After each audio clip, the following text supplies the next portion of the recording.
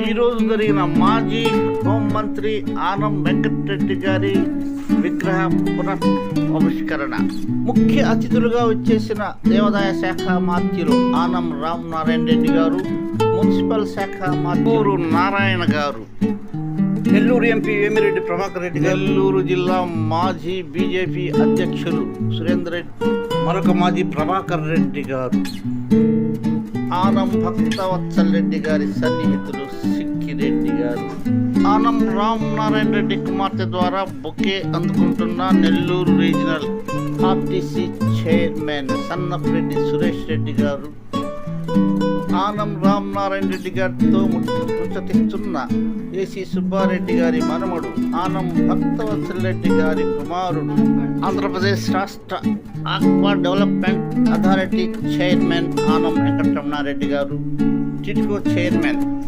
the great number 1 criminal lawyer Anantharamaiah గారి కుమారుడు అజయ్ కుమార్ గారు,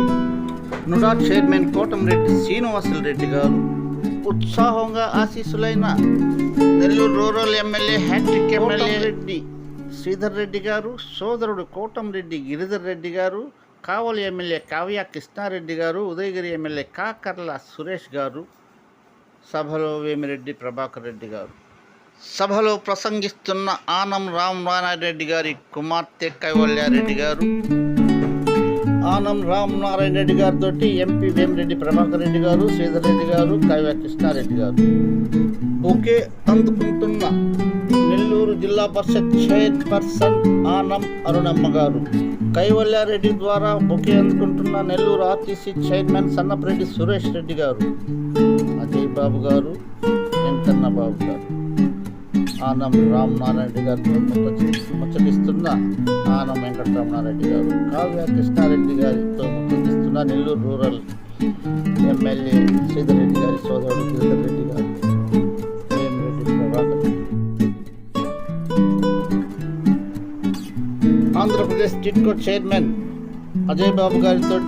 ఆనం వెంకటరెడ్డి గారి సన్నిహితులు వెంకుబాబు గారు,